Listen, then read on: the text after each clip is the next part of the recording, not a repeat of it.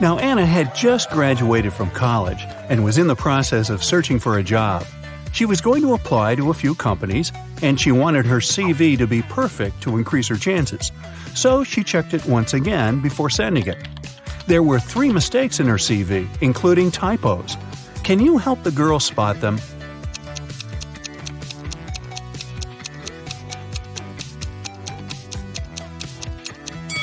Take a look at the year when she graduated from college.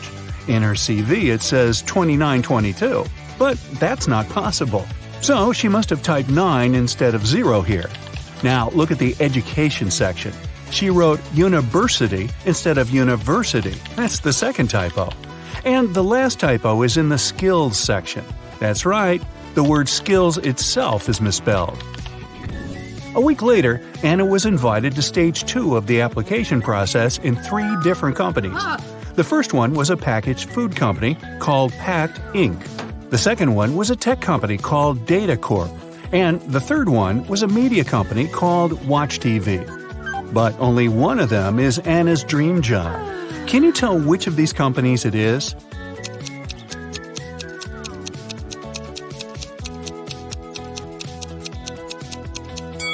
Take a look around her room. You'll notice that there's some merchandise from Data Corp.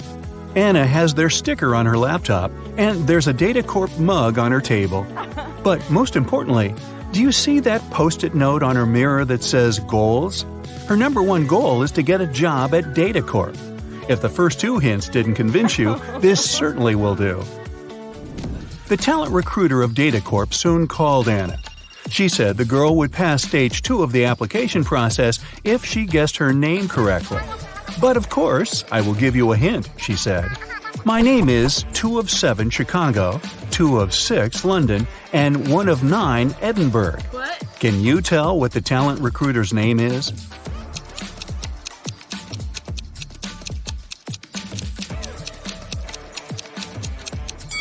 Two of 7 of the word Chicago gives you the letters C and H. 2 of 6 of the word London are the letters L and O. 1 of 9 of the word Edinburgh gives you the letter E. So, her name is Chloe. Chloe informed Anna that she had passed stage 2 and the company was inviting her to San Francisco for a face-to-face interview. That was stage 3 of the application process. Oh my God. The recruiter also said that the company was going to cover all of her expenses if she answered this next riddle correctly. There is a house. One enters it blind, one leaves it seeing. What is it?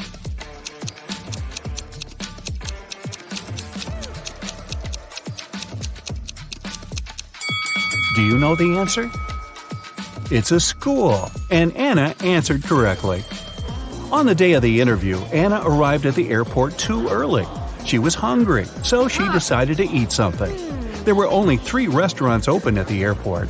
The first one served only different kinds of salads. The second one sold various types of pizza and pasta. And the third place was a seafood restaurant. Which restaurant should she choose?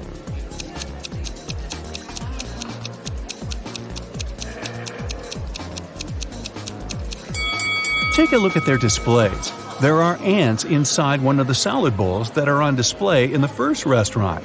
Pass. A few of the fish in the third restaurant's display look rotten. It's probably not a good idea to eat there. So, she should choose the pizza and pasta restaurant. Anna entered the place and ordered meatballs and spaghetti. As she was waiting, 3 friends who were eating at another table caught her eye. They all looked like very rich people. But Anna could tell that only one of them was so rich that she could literally buy anything she wanted. Can you tell how Anna figured that out?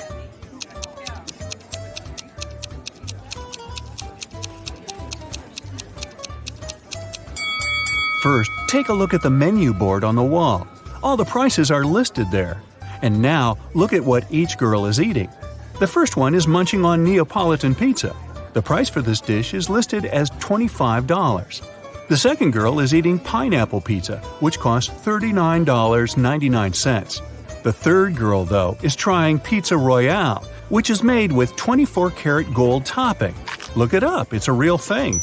And its price is $4,000. That's a lot, even for an airport restaurant. So the third girl must be the richest one. It was time to board the plane. The company spared no expense to get Anna to San Francisco with comfort, so she was going to fly business class. As one of the flight attendants showed her to her seat, she told Anna that she was very lucky to be on this flight because there was a very famous actor on board, and he was sitting next to her. Oh my God. Can you tell which of these people is the actor?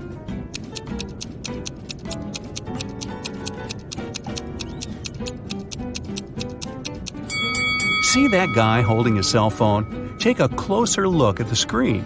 He's on his social media sharing a selfie he took with that guy, who must be the famous actor. And now put that cell phone on airplane mode. Time to go. After the plane landed in San Francisco, Anna headed directly to the Data Corp's headquarters for her interview. She told the security guard that Chloe was expecting her for a job interview. Hello. After checking the guest list to confirm her words, the security guard gave her a name tag. "Here, take this. All guests have to wear it," he said. Then he gave her a card. "You need to go to the 7th floor to meet her. This card has the passcode to call the elevator. Good luck with everything."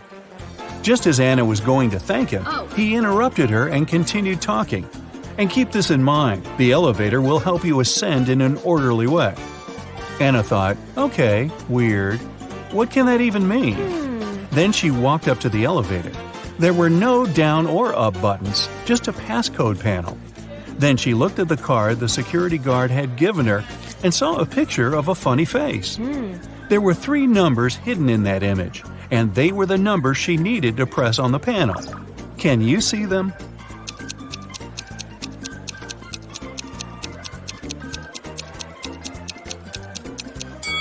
There's a 7 here, a 3 is here, and here's number 1. Okay. But in what order should she press them? Can you help her?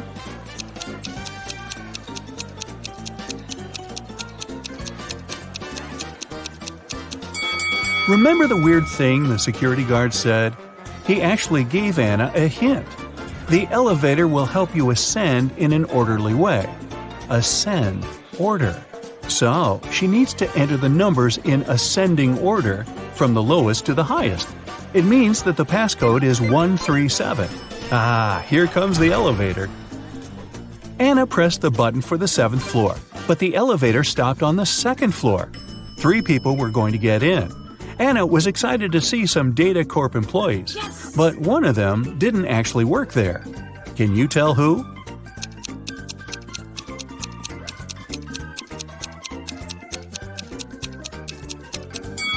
Remember what the security guard said about all guests having to wear name tags? This lady has one too, so she is a guest and isn't working there. Anna got off at the 7th floor and was greeted by Chloe. The woman directed her toward the manager's office. Anna walked in. "Hello, Anna, I'm Edith," the manager said. "I'm the one who's going to interview you, since you are applying for the manager's assistant position. I saw your CV and I was impressed. You've been solving all the riddles correctly, too. I have one last riddle for you, and if you crack it, we'll hire you. Oh my God. I'm a bean, but I'm not magic. I can be roasted, but I'm not a turkey. I can be ground, but I'm not pepper. I can be pressed, but I'm not a button. What am I? Quick, help Anna get this job."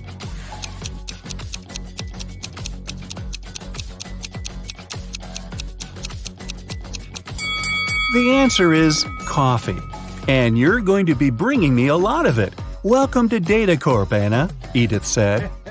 Wow, that's one weird job interview.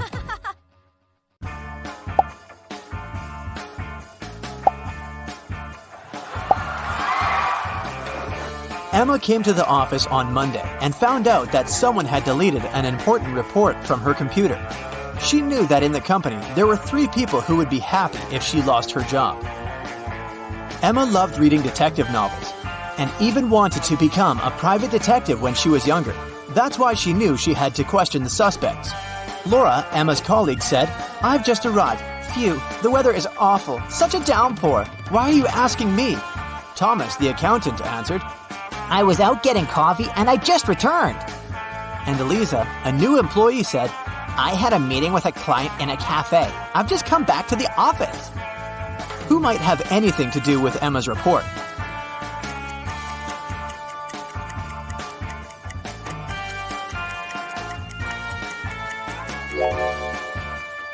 Eliza. Pay attention to the suspect's feet. Thomas's and Laura's shoes are wet. They got caught in the rain, but Eliza's high heels are perfectly dry. She must have lied about going out to meet with a client. Emma found this strange. To confirm her suspicions, she decided to watch Eliza, but the very next day, the girl disappeared, along with some very important documents. Emma's boss asked her to help him return the documents. He didn't want to inform the police yet. Despite all, Emma was happy. She could fulfill her dream of becoming a detective. Eliza's computer was protected with a password. After an hour of failed attempts, Emma finally noticed a piece of paper on the floor under Eliza's desk. She picked it up. I'm made up of 2 words joined together. I'm a dish. My first half is a famous genre. My second part is a grain. What am I? The answer to this riddle might be the password, but what is it?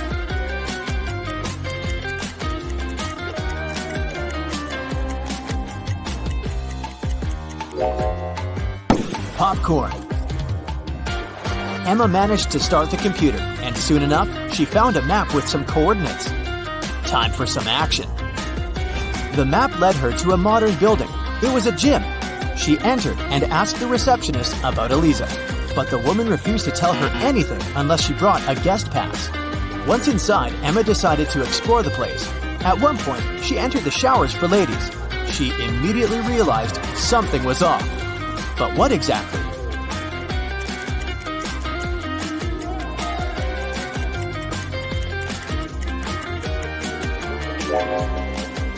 See that man reflected in the window? Who is he, and what is he doing here? Emma was about to run out of the showers when everything went black.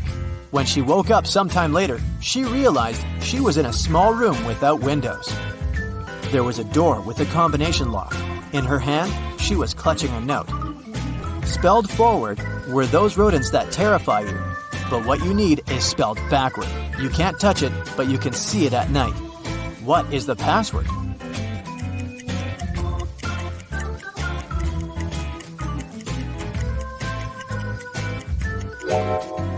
The rodents the note speaks about are rats. Then the word Emma needs is star. The girl managed to open the door. She rushed out of the room but stopped abruptly. She saw a large armchair. A man was sitting in it. It was the man from the showers at the gym. Here you are, He exclaimed cheerfully. I admit that at first I wanted to bring your boss down, but I've changed my mind. I want to play now. If you crack all my riddles, I'll give you the documents and let you go. Emma had nothing to do but agree. The man said, "See, I have a room filled with gold. Once, 3 thieves sneaked into that room, but only 2 of them walked out. After they left, the room was empty. So, where was the 3rd thief?"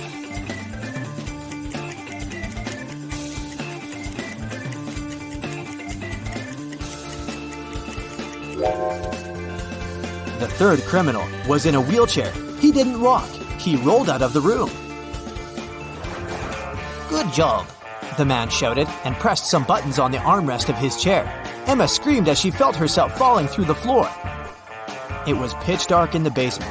Suddenly, a torch on the wall lit up. Emma saw 3 doors. Behind the first door, there was a dense jungle full of dangerous creatures. Behind the second door, there was a gigantic fire-breathing dinosaur whose breath could burn through any kind of material. And behind the third door, there was a lake filled with ice water. The water was so cold it needed just a few seconds to freeze literally anything. Which door should Emma choose?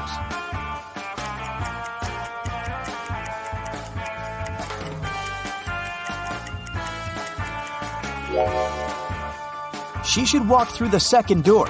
Even if dinosaurs were still around, they wouldn't be able to breathe fire. It was the correct decision. The dino turned out to be a skillfully made statue.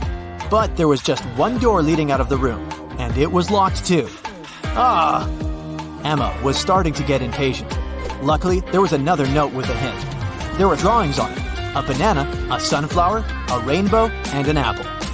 Emma thought for a while. then pressed 4 numbers on the panel near the door. The code was correct, and the door opened. What numbers did the girl press?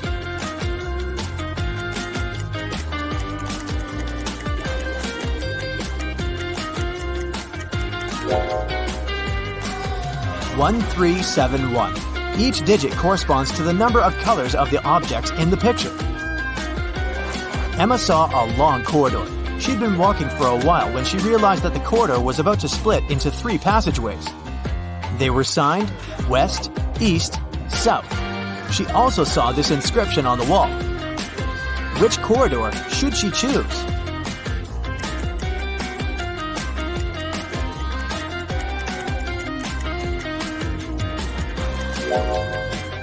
Emma tilted her head and looked at the inscription upside down. This way, it read, South. That's where she needed to go. Soon, the girl saw 3 doors on her way.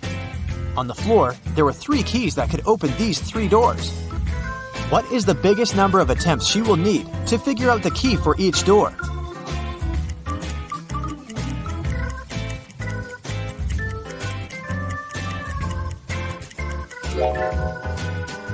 Six. 3 attempts for the first key and all 3 doors.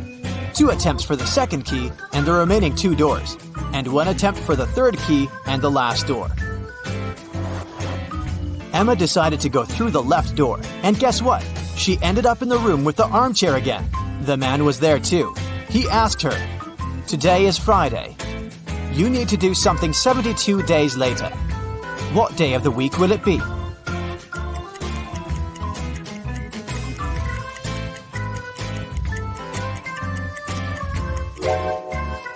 Emma understood it really fast. It would be Sunday. Look, 72 days equals 10 weeks plus 2 days. And 2 days from Friday, that's Sunday. The man was getting irritated. "Well, and how good are you at math? Look at this sequence. What are the next 2 numbers?"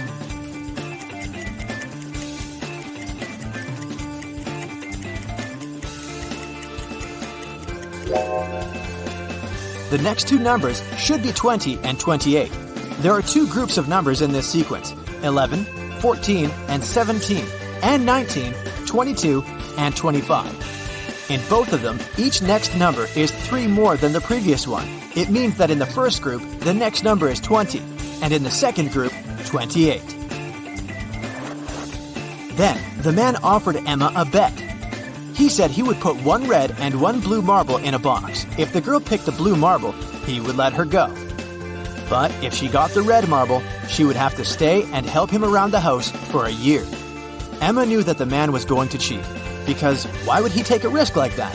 He would probably put 2 red marbles instead of 1 red and 1 blue. But how can she prove it? After thinking for a while, she managed to win the bet. How did she do it?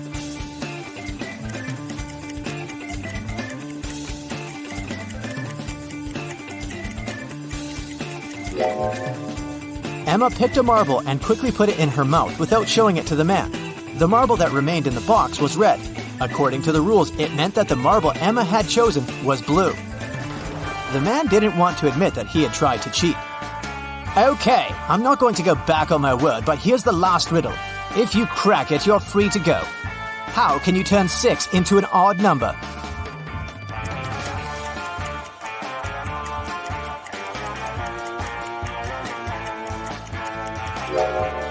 Emma didn't need to think much. She removed the letter S, which left IX. That's the number 9 in Roman numerals, and this number is odd. The man could do nothing.